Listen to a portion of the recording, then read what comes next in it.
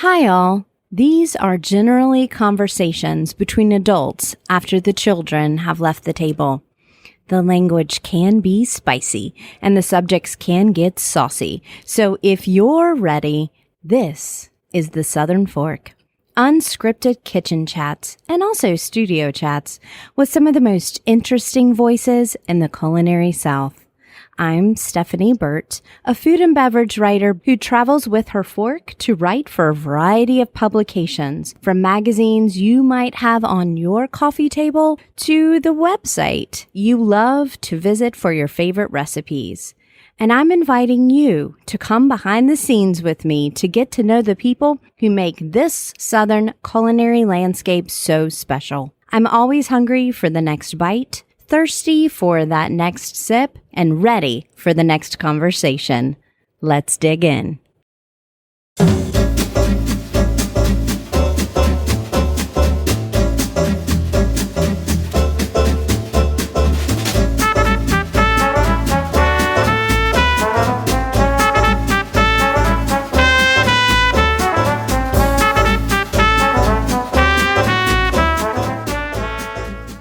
The Southern Fork is proud to say that once again, the presenting sponsor for Season 8 is Townsend Automotive in Tuscaloosa, Alabama. First off, thanks to so many of you listeners out there who not only decided to purchase a vehicle from this family-owned business in the last 2 years, but also shared with them that it was directly because of their support of this show. That's what community, even in our virtual format, is all about.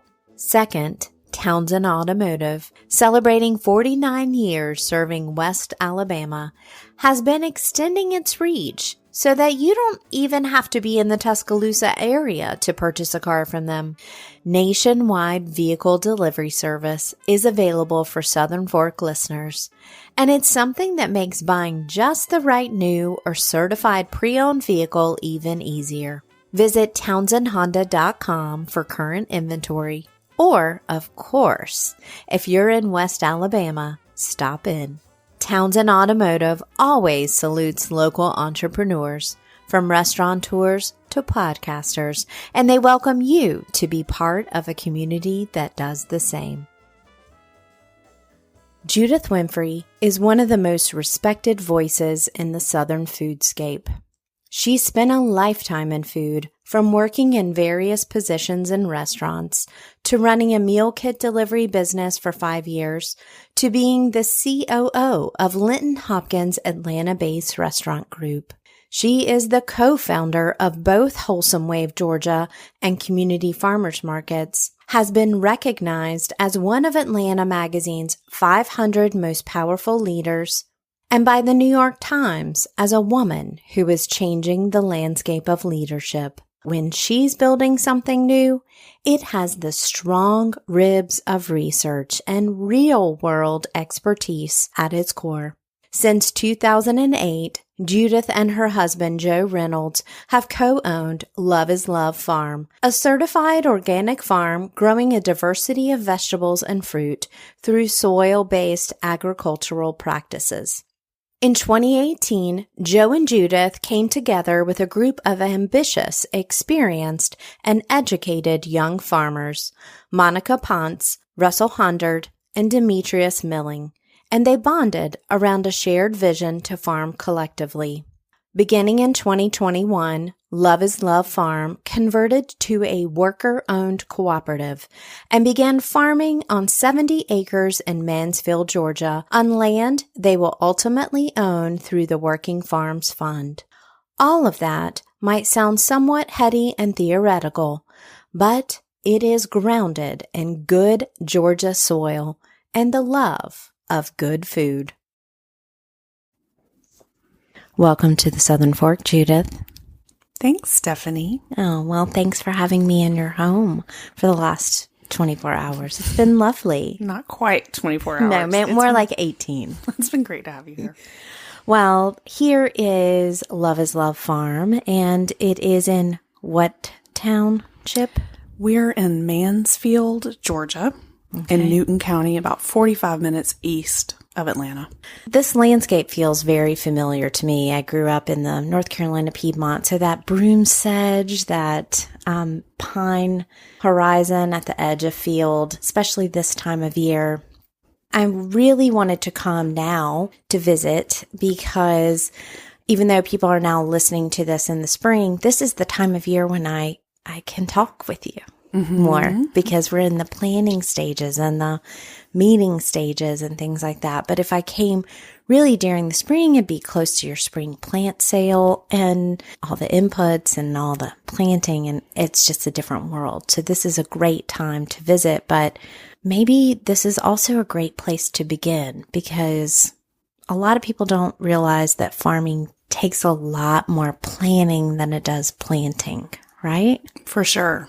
Especially if you're a worker-owned cooperative. There's a lot of coordinating different people, different brains, different ideas, and getting to our model is a consensus-based decision-making. So we all have to get to agreement before we move forward. And it takes time. It takes time to think about what we're going to plant, when we're going to plant it, when we think we're going to harvest it, when do we need to buy the seeds, how are we going to handle it post-harvest, where are we going to sell it? Like all of that gets planned out before the seeds really even get purchased.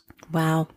And worker-owned cooperative farm, that is a term that a lot of people, they know what these words mean, but what do they mean altogether? So will you briefly explain what the model of that is? Because it is really at once old-fashioned, almost like a tenant farmer, at the manor at Downton Abbey, but at the same time, very revolutionary right now.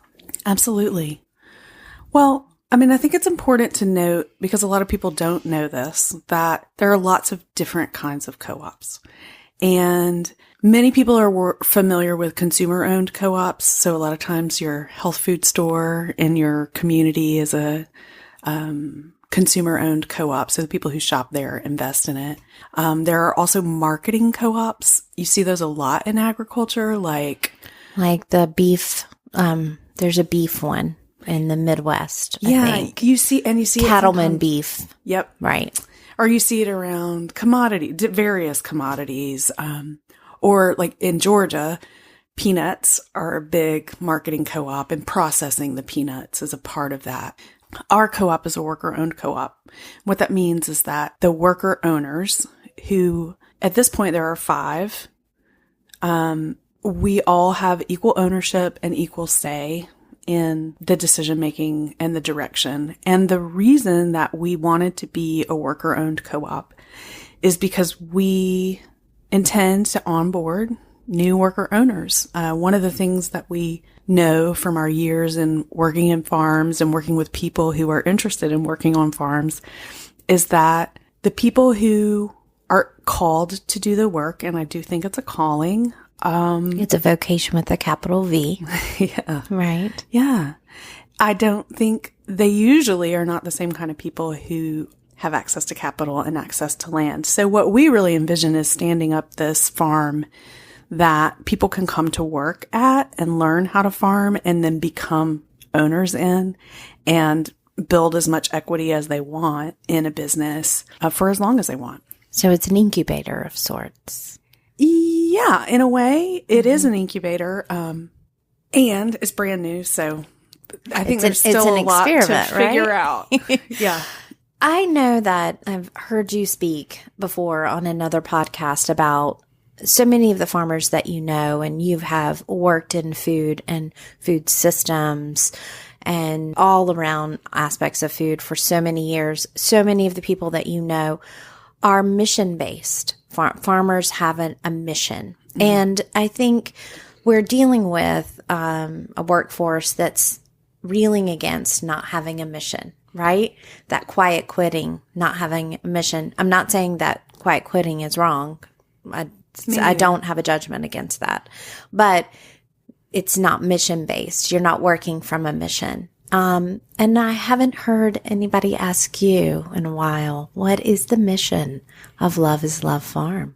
I mean, we have a formal mission statement that's like, right. To grow food at scale for people in Northeast Georgia, which is a totally valid mission. But to me, that's not the calling piece of it. Like, what called me to the work was, one, wanting to have a meaningful work to do with my hands and my brain that contributed to the world in a positive way, and creating nutritionally dense food for people in the service of consciousness shifting.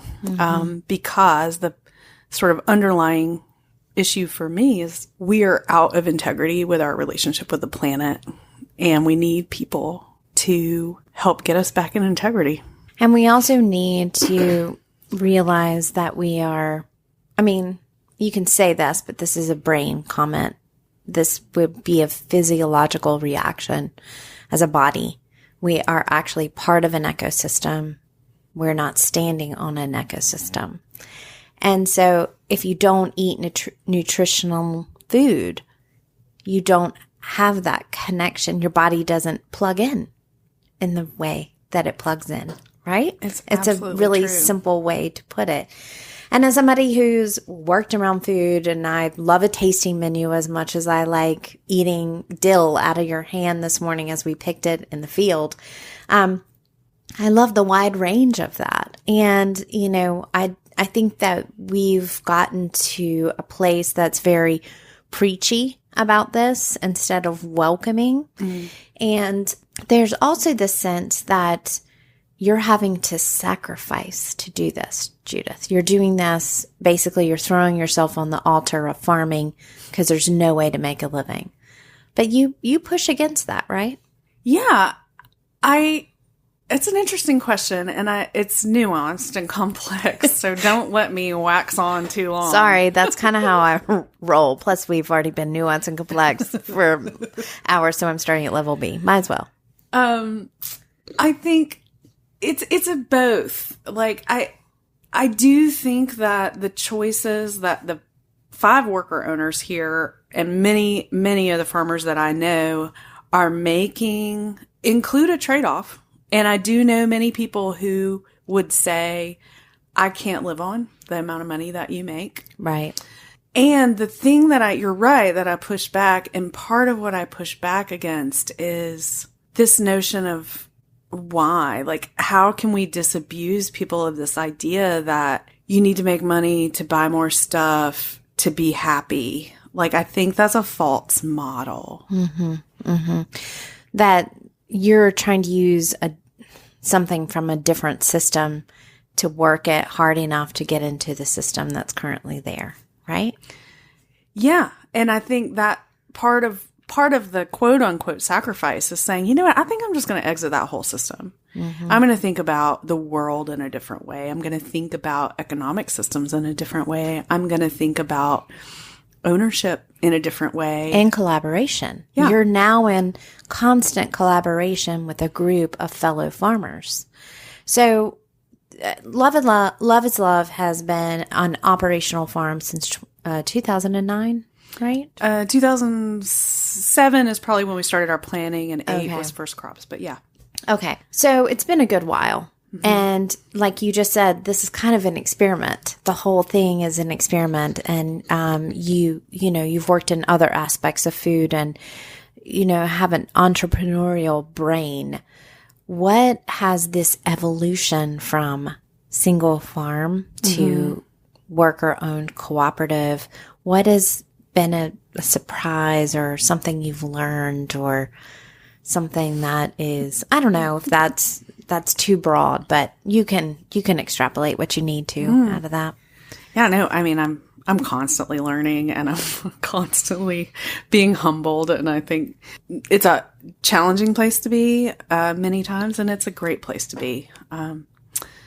I think for me personally, one of the hardest adjustments has been going from having been, I was a COO of a restaurant group that had 200 employees and ran 24/7. I had like 20 managers that reported to me, and I was a good boss, and I knew how to be a good boss, partly because I had a lot of bad bosses, and I sort of had a lot of instruction on like what not to do if you So want. you just did the opposite for a while, and you're like, wow, this works real well. Like, oh, it turns out I was right about like building stakeholders. People want information. Communication is key. Right. You can't talk down to people, turns out. Yeah. So I came with a skill set, and then, I ran a meal kit business, and I had 40 employees and built an incredible culture with an incredible team that I was so proud of. And coming here and learning, like, yeah, I'm a good boss, and that's not what worker owner co-ops need. I'm a great benevolent dictator, but I'm having to learn a whole new way to collaborate and make decisions and share my opinions. And that is often humbling. And I'm very happy to be, almost 50 years old and learning a whole new skill set. Right. Alzheimer's is staying away for a while. I always say, I'm learning a new way, I'm building new brain synapses today. Like sometimes it's the only way you can not be frustrated to be like, okay, well, I'm humble, I'm learning this. But, there's a lot to talk about with organization and that kind of stuff, but it is a food show, and it is this whole column of a food system. And you have been so involved in that. I'd like to step out of Love is Love for a minute and ask Judith a question before we get back into farming and say, you have personally been investing in Georgia's food system for a couple decades. What improvements have you seen? What's a success that you have shifted? Because I feel an excitement. When I started shopping for groceries when I was in college, there was only an organic section, or you had to go to the health food store. There was a shift. There's also 500 flavors and cups of yogurt that didn't exist, but that's a whole nother show. So there's got to be things that you've seen like, this is worth keeping going. What's exciting about that? Oh, so much. I think, the easiest thing to point to is just the proliferation of small farms and farmers markets. When Joe and I started farming, there was almost no one our age doing it. And there was like sort of an elder class of organic farmers. There was one farmers market that was certified organic. And technically, there's still one farmers market that's certified organic, but there are now dozens of farmers markets around the city and lots of young farmers who have been in the game for a while now are coming to the work and able to sustain their businesses.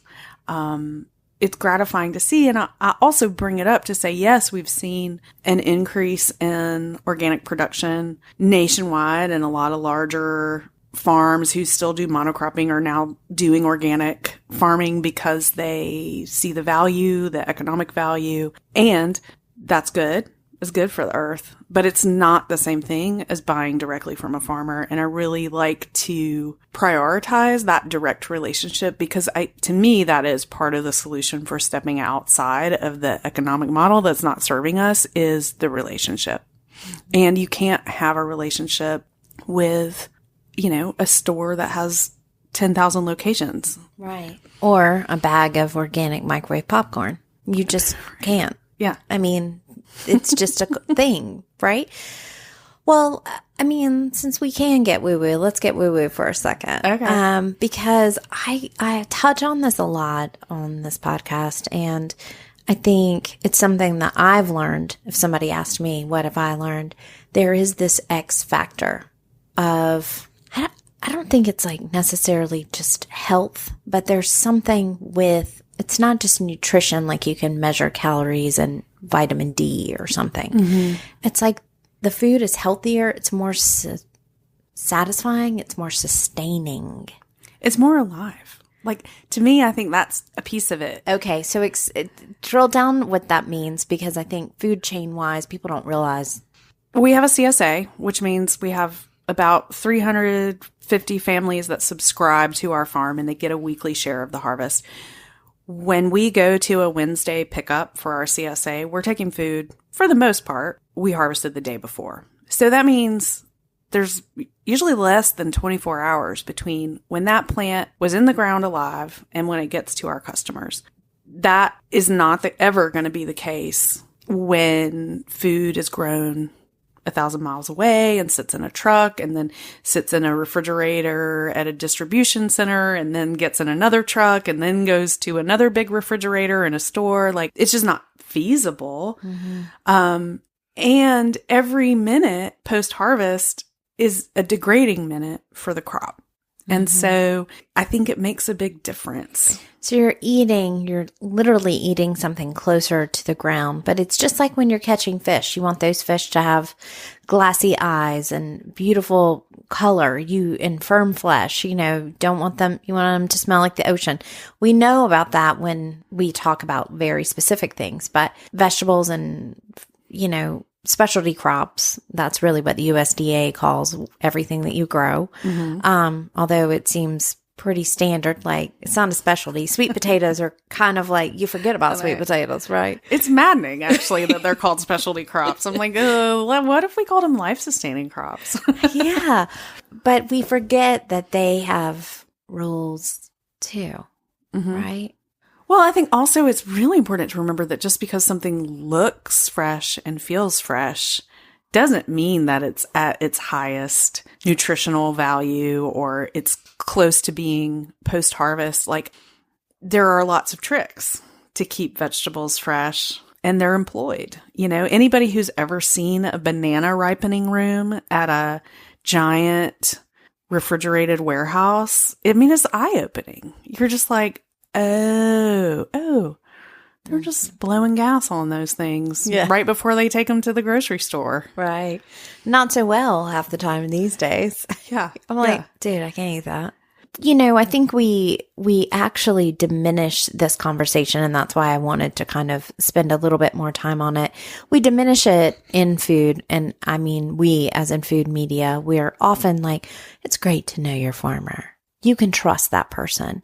But I think it's deeper than that. I think it's recreating this wheel of life, really, and where you are connected and that grounding and things like that. When you came to farming, did you have a farm in mind? Did you have a farm like when you were a child that you had was a touchstone kind of thing? Because, a lot of people come into farming because their family did it, or they're in the country, and you're an Atlanta gal. Yeah. You can get out of town quick, but it's a big town. Yeah, it is a big town. And you're not getting out of it quick, that's for sure. Not anymore. But I mean, you're close to fields is what I'm saying, I think I didn't really have a farm in mind. I did have some agricultural connections in my recent ancestry. Like, my grandfather was a sharecropper in Athens, Georgia, Clark County area. I always felt very close to that side of the family. I always felt a vibe with that side of the family. And I think part of it is because they lived closer to the land, and they have just kind of like a more old-fashioned relationship with food and with not just cooking, which is a part of it for sure. Like, the techniques and the kind of food, their cuisine is very simple, but also just an understanding and an appreciation for the value of fresh food. Like, I still, as a girl, got oranges and pecans in my stocking. Oh, yeah. You know? And that was a holdover from when a very poor family was sharecropping. That was a Christmas treat, right? Mm-hmm. And I still have like a lot of, it's not just nostalgia, like it's a reverence for what the earth can produce and the seasonality of it, and building a larder and a pantry as well. Mm-hmm. So it's, that old fashioned way isn't necessarily just like you're saying, your grandmother's coleslaw recipe. Mm-hmm. It is also the fact that she took that cabbage end and threw it out in the yard so that it might grow again, or it might, become compost. And then, you might take the carrot ends and, slice them real thin and pickle them, mm-hmm. And using all parts of the vegetable. Home economy. some might Home call it. economy, yes. The living arts, other people might call it. Yes. Yeah. Well, and I want to go back to something you said, if that's okay. There's a farmer who I really love who is in the Potomac Valley in Washington, outside of Washington. And she talks about this idea that a CSA originally started as a way for people who were not in connection with the land and the earth to outsource their environmental stewardship. That was part of it, was paying someone to do your part in caring for the earth, because you can't do it anymore because you're quiet quitting in an office somewhere. So, that's kind of like, what is that? That carbon sequestration kind of idea. Yes. And I think it's important. I think it's powerful. Right. And that's stewardship. So it's not only production, but it is stewardship. And that is really stewardship, and conservation is really what helped Love is Love Farm evolve to this next step, right? Mm-hmm, for sure. And an incredible community, which brings me back to relationship. Like, for me, that is the biggest thread in all of this. Like, how do we fix the world? Well, we get in right relationship with the earth, and we get in right relationship with each other. And farming can be so essential in all of that. Our farmland is available to us because of the Conservation Fund and a program called the Working Farms Fund that a lawyer who works for the Conservation Fund conceived of 10 years ago and worked really hard to make it happen. And the idea is to get more working farms in production near cities that need food and help farmers afford land in places where it's usually not affordable for farmers. So the land here commercially is like $6,000 an acre. It's not reasonable and that was years ago, but anyway, it's not reasonable for someone to buy land in para-urban areas and expect to be able to produce food on it. Like, the economics are just not there. No, because margins and margins. It's margins. And right? development and taxes and taxes and taxes, which is driven by development. Yeah. Yeah. And then you have food apartheid and a lot of other things that come in as the weeds that grow after that clear cutting happens, right? Mm-hmm. I mean, we could talk all day, and I hope that we get to talk all day. I have to ask you, I mean, you've been here doing this new phase for about 1.5 years. What is making you hungry? What's happening now? I mean, I saw some tunnels construction happening, a barn. I mean, there's some things. Yeah. I mean, I think I'm always an innovator. I like to be on sort of the leading edge of projects. I like to start things and get them operational. And then I like to move on to the next thing I'm going to start and get operational. Right. And I think the term in the South is called an instigator. Oh, is that it? I'm an instigator. That's better than one time I was called a local food busybody. Yeah. Instigator has a different connotation. Sorry to interrupt. Okay. So, I mean, I think I'm hungry for whatever the next enterprise is that comes from this farm. I'm hungry to share the model that we've stood up successfully. I mean, we've been working on this for 3 years. We've done a lot. We've learned a lot. And I think it's a great model for farms. And I'd like to share it, with people who might be interested in replicating it. So those are some of the things that... I should ask, what's the favorite vegetable that you've grown? Oh, gosh. Children. Asking about children? No, I mean, it's not an easy question because I love a lot of vegetables and most all of them bring me joy. I think the one that just takes my breath away every year is a warm strawberry just harvested that's been sitting in the sun. I think that's like the chef's kiss. People don't realize that like warm strawberries are a thing. Oh, yeah. I hope everybody gets to enjoy that at least once. It's revelatory. It is. That's a great one to say. Mm-hmm. What is one aspect of this job that you've created through different iterations for yourself that really meshes like a puzzle piece with an aspect of your personality, natural born personality? I am a community builder and organizer at heart. Like, I think that's really part of what drives me. And that comes from a really sincere desire to see people take care of each other.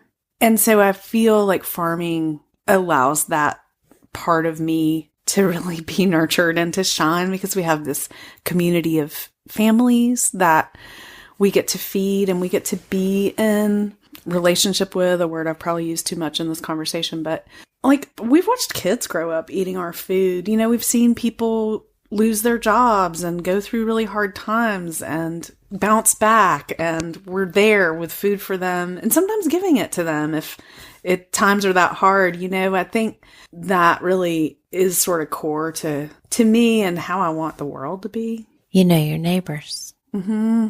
Mm-hmm. And we're there for each other. Right. Right. What is one thing keeping you up at night? The planet. I said recently in a conversation we were in with other friends, like, Mama is mad and I'm worried about her. Yeah. We just had a crazy wave of thunderstorms, and it's December 1. Yeah. It's odd. There's just oddness. Yeah. It's off kilter, and we're not moving fast enough to get it back in kilter. And I don't think any of us can feel completely confident that we know what's coming.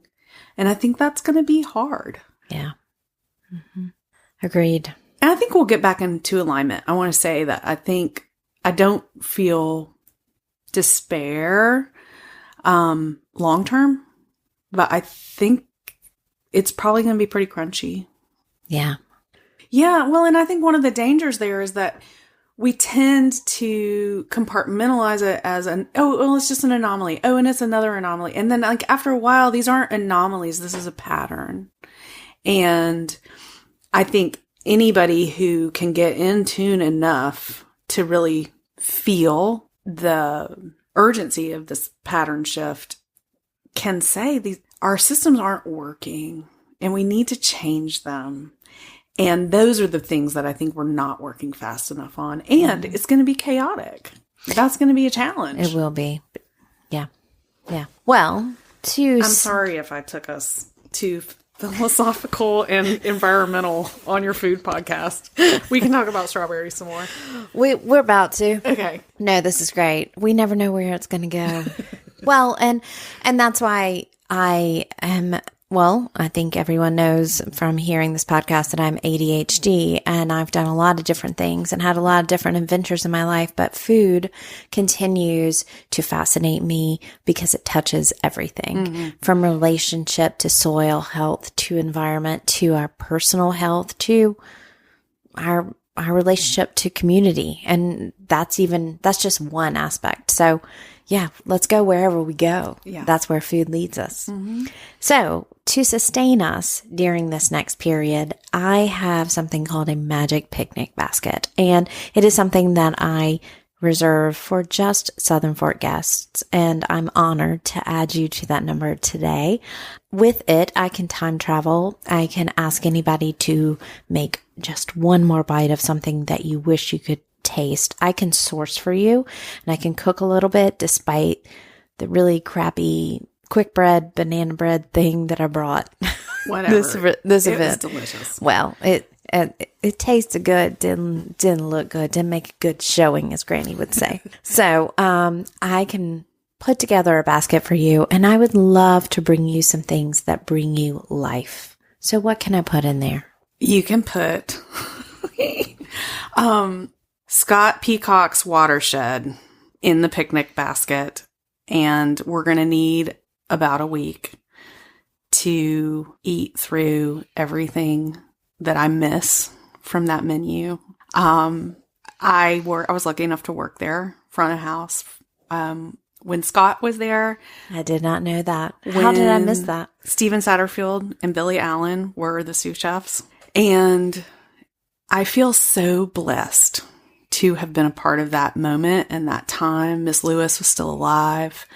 We didn't see her often, but it just was magical. The food was so simple and so carefully and conscientiously prepared.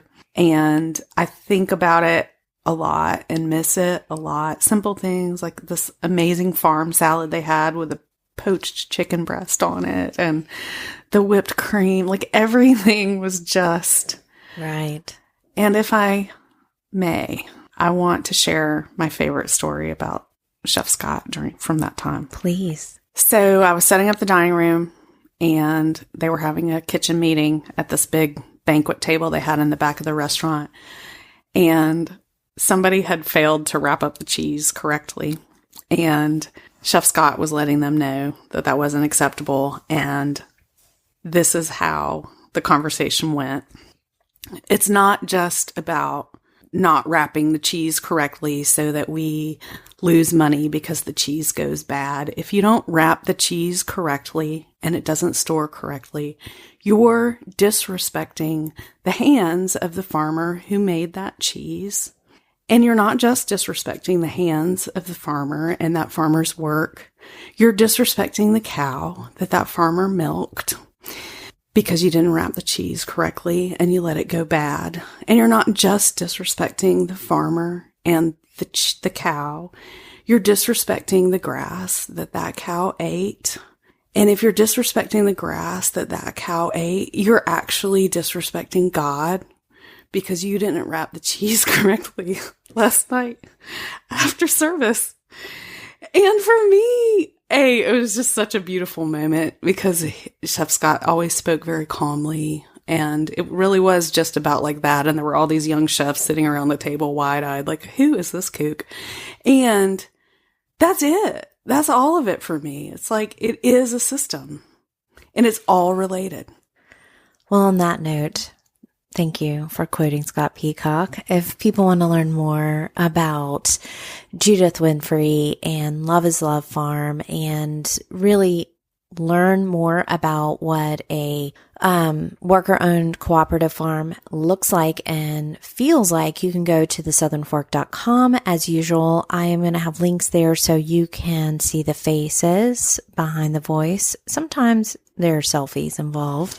If you like what you hear, there are more than 310 episodes in the archives. And there are farms there. There are chefs there. There are brewers, distillers, bakers, food photographers, and cheesemakers, I think. Cheesemakers too, yeah. So I'm going to be wrapping my cheese real well. And thank you so much for letting me take so much of your time. Thank you. It's really a pleasure talking to you. Hello and welcome to Talking with My Mouth Full. You know, this is the time of year to sign up for a CSA if you're interested in doing so. CSA stands for Community Supported Agriculture, and it is really one of the food systems for purchasing food. We talked a lot today about the food system and the idea of the food system, but we all are a part of that because we all eat. So there are lots of ways to really shift your own personal food system, your own family food system, and the CSA is one of them. It will not replace all of the grocery shopping that you probably need to do on a weekly basis, more than likely, but it's a great way to find out what tastes really good in your area, to eat really fresh, nutritious food, and of course, support the community. So the easiest way is just to Google CSA farmers near me, or to ask your neighbors and friends who they enjoy. There are other ways to really impact your own local food system, your own personal food system. You can shop at a farmer's market. Some people really enjoy that. Some people find that annoying because they have to go one other place. It just really depends on you. And there are farmers markets, neighborhood markets, really all over the country, many more times of the week than just Saturday morning. So I'm sure you can find a farmers market there in your area. And you can also purchase whole animals directly from a farmer. You can buy a meat share from a farmer. Lots of times I've had plenty of friends in the past go in and purchase a whole cow and then they split up the meat. You kind of need a chest freezer or at least a bigger freezer in order to do something like that, unless you have a lot of friends to split the meat with. But there are a lot of options out there, and people like me have been doing that kind of thing for a long time. So CSAs don't always require you to visit the farm. Sometimes they drop off at different locations, a location that you might already know. If you are purchasing 10% local products, then you are really shifting your personal food system in a different way. But y'all, if you like to cook, it really, really makes such a difference because you're getting really restaurant quality vegetables and fruit and eggs, and in a way that you wouldn't normally get like at a conventional grocery store. They're really fresh. There are different varieties, so it really pushes your experimentation. And I mean, my cooking has improved. So I'm excited to bring this kind of farm talk to you. As a city girl, I love to pull on my boots and go out and have some chickens run around my feet and peck my boots, which is a lot calmer to me than if they were pecking my open sandals, which used to happen before I got smart and started wearing boots. So anyway, thanks so much for listening this week. I will be right here cooking and eating and talking about it next week.